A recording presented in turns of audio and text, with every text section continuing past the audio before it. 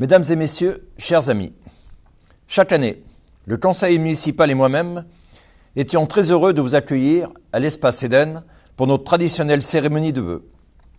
Vous étiez toujours très nombreux à répondre à notre invitation. Il s'agissait d'un moment de rencontre et de convivialité. En ce début d'année 2021, nous aurions dû faire de même. Cet instant de rencontre vous aurait permis de faire plus ample connaissance avec l'ensemble de votre conseil municipal.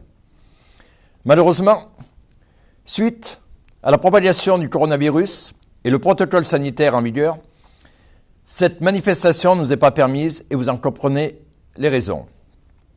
Nous souhaiterions tout de même vous adresser un message en cette période difficile et nous avons décidé de le faire au moyen de cette vidéo.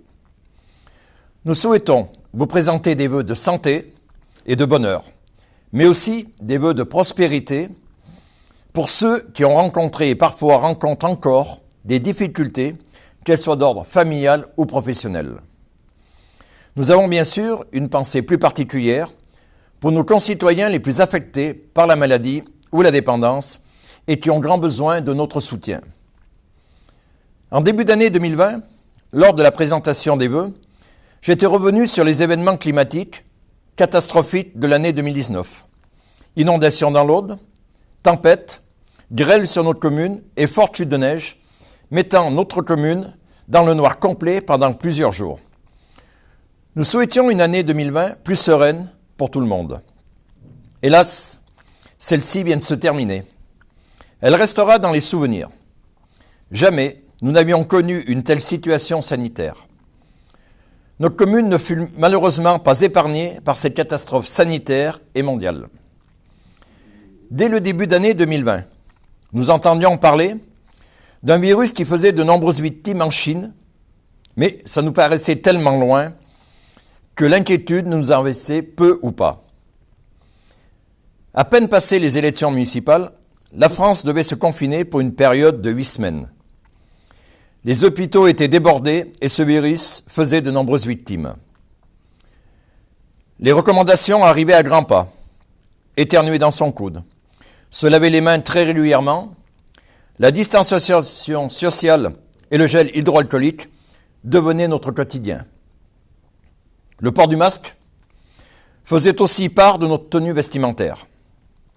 Nous avons dû apprendre à nous déplacer au moyen d'une attestation, chose inédite. Les magasins étaient fermés ainsi que les bars, restaurants, enfin tous les commerces n'étant pas de première nécessité. Les écoles, les collèges, les lycées ont dû faire des cours à distance. Toutes les associations sportives, culturelles et de loisirs ont cessé leur activité. Les entreprises aussi ont été à l'arrêt. Le télétravail devenait une priorité pour ceux qui le pouvaient. Et pour d'autres, c'était la mise en place du chômage partiel. Enfin, rien de très réjouissant, le président de la République faisait mention d'état de guerre. Seule la météo était clémente. Un printemps exceptionnel, mais dans un confinement sans précédent. La mise en place du conseil municipal était reportée à une date ultérieure.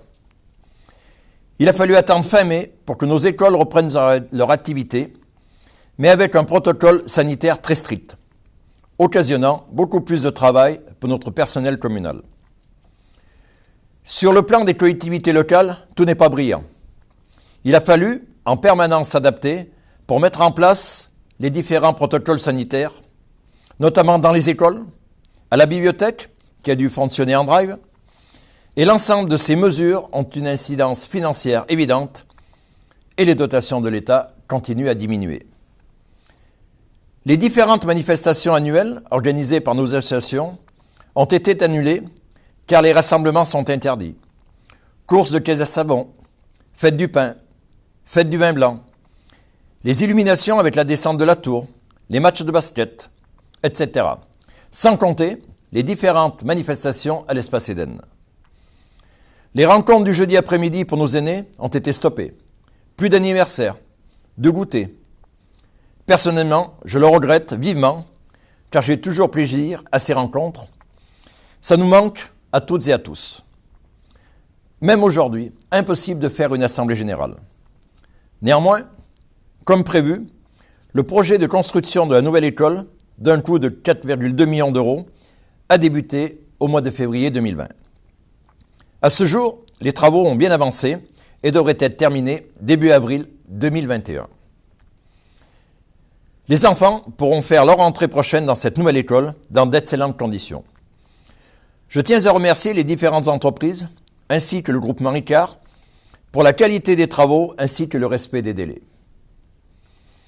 La fibre optique devrait arriver sur la commune courant d'année sur le secteur sud des châssis en lien avec la Roche de l'Ain, vraisemblablement juin. Nous avons réalisé des travaux de la montée de l'église ainsi que divers travaux de voirie.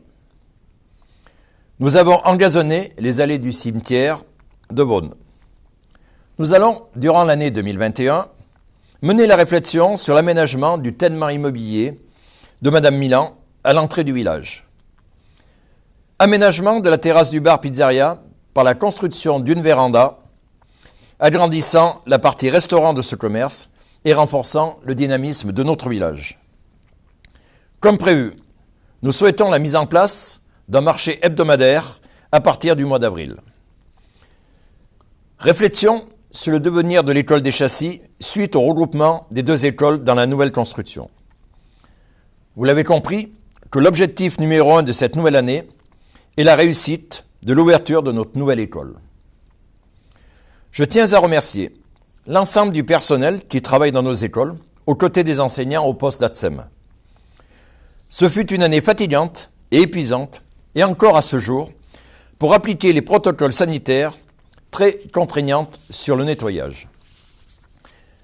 Remerciements aussi à notre personnel administratif qui, malgré les différents confinements, ont toujours assuré une présence pour répondre à vos préoccupations.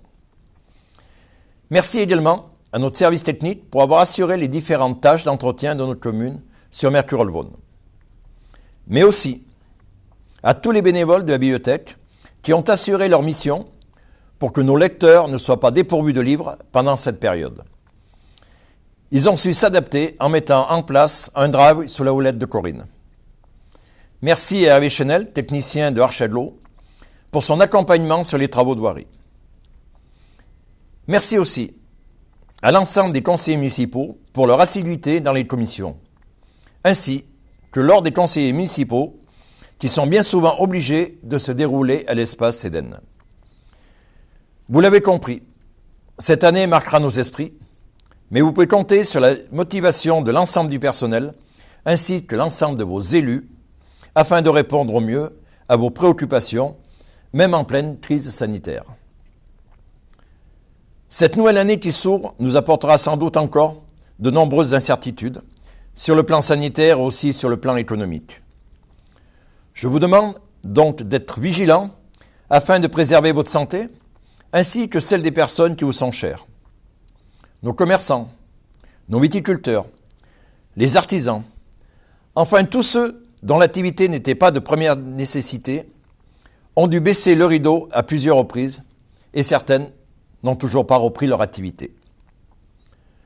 Je vous demande donc de ne pas les oublier et de leur donner votre préférence pour vos achats. Ils ont grandement besoin de votre soutien. Différentes situations peuvent devenir critiques.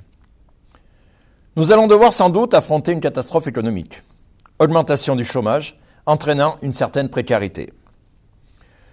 J'aurai également une pensée pour nos aînés, que nous avions l'habitude de rencontrer toujours en fin d'année lors du repas offert par le CCAS. Malheureusement, en cette fin d'année, impossible. Nous souhaitons le faire dès que nous serons sortis de cette crise sanitaire et que tout risque de contamination sera écarté. Nous ne vous oublions pas, car vos visages nous manquent.